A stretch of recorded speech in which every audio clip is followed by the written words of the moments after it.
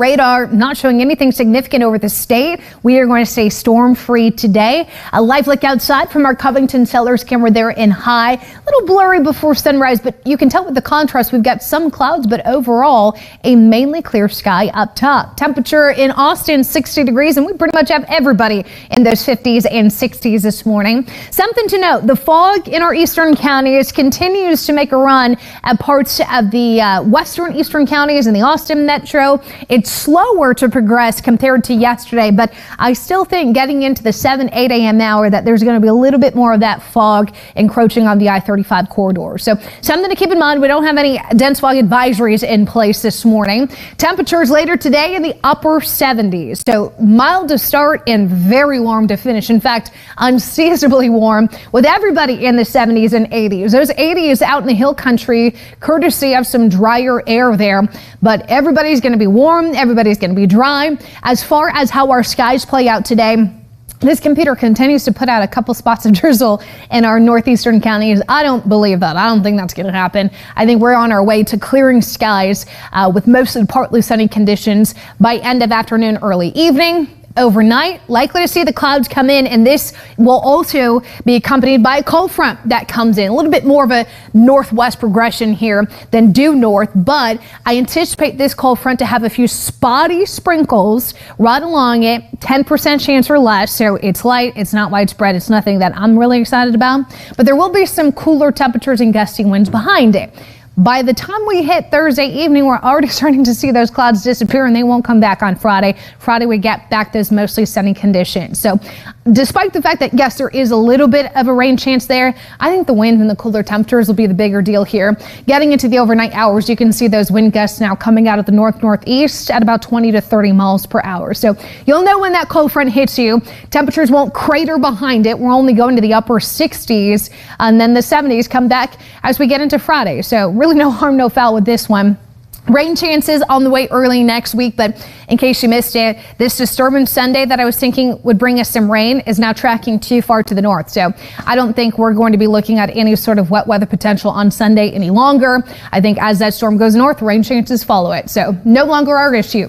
70s today, 60s with the gusty winds tomorrow, 10% chance of a sprinkle early, but that'll be it. More sunshine Friday into the weekend. Mostly to partly sunny skies with low rain chances here early next week, and your temperatures warming to the 80s next week. Overnight lows far from freezing. Last few days of February, relatively good news. We're still in the low category with mold, cedar, and elm, although higher than what we had yesterday morning at this time. When it comes to the calendar, yesterday we did beautifully. Temperatures soared well into the 70s. Guess what? We're doing that again today. I expect upper 70s today, and then a little dip tomorrow behind overnight cold front. It technically comes in after midnight for us here in Austin.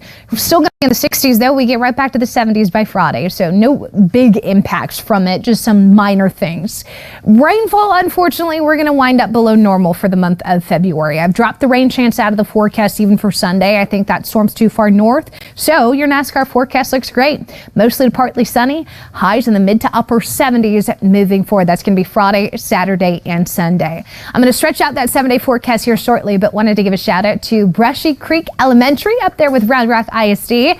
Had the opportunity to talk with all of their first and second graders yesterday about weather and how we do what we do every day on TV. Even got to do the tornado in a bottle. So thank you so much, Brushy Creek Blue Jays, for having me out yesterday. Let's now send things back over to Erica. Oh, Kristen, I don't know how you do it every day. Such a good impact on those kids. All right, quick check of your traffic. 640, a live look down in far South Austin near SH 45 Southeast. It is busy coming in from Hayes County already. That drive time, 53 minutes from Kyle to downtown on northbound 35. Okay, let me go over a couple of trouble spots really quickly. Let's go northwest first to Leander. Southbound 183A, there is a crash reported at San Gabriel Parkway, so I'm going to watch that one closely. Such a busy part of town for those of you coming in from Liberty Hill or Leander. Couple traffic lights are out. One at Breaker and Stone Lake between 183 and Mopac up in North Austin, sort of northwest. And then let's go east for a second, east of 35, 183 at Cameron, down there on the service road. That traffic light is also out. All right, a new crash to tell you about on Lewis Henna Boulevard at A.W. Grimes Boulevard. And then just want to remind you that crash north of 290, north of that Manor corridor on Schmidt Loop and Sparks Road east of FM 973. And that drive time coming in from Manor westbound 290, 31 minutes. Still ahead, react, post that somewhere. It happens, you know, you suddenly look over on the side of the highway and think, oh, well, there they are. They're back.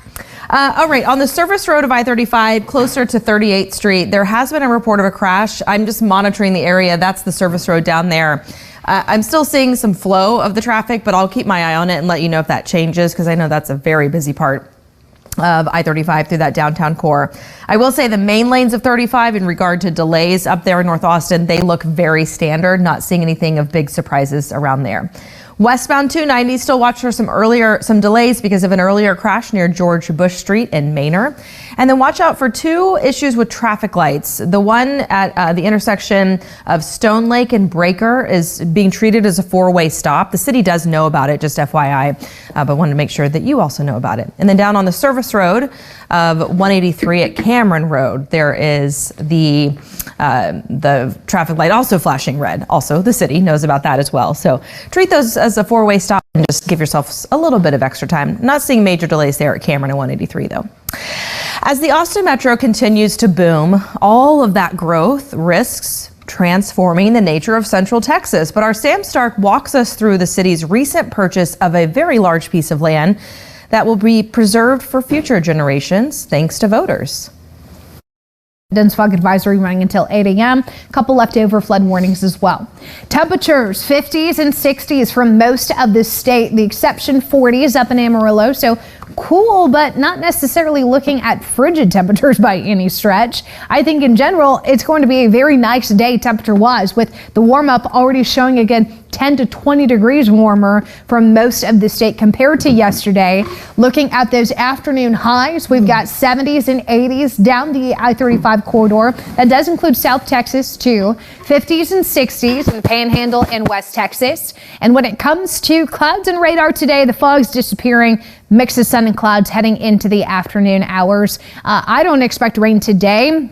It'll be interesting to see if we get anything in the way of a few sprinkles along a cold front that stretches from north to south, really northwest to southeast. It's not going to have a huge or significant change on us, other than the fact that temperatures cool down a little bit to the 60s tomorrow, but it puts us right where we should be for this time of year. Wildfire danger is a concern. In fact, Governor Abbott deploying some TDEM resources, Texas Division of Emergency Management, saying, hey, we need to position a few more personnel out in West Texas because of the wildfire concerns. High to very high. That's the yellow and the orange. You're noticing the extreme fire danger that we have between parts of El Paso and Big Bend. We're getting into that time of year where we have this seasonal dry line.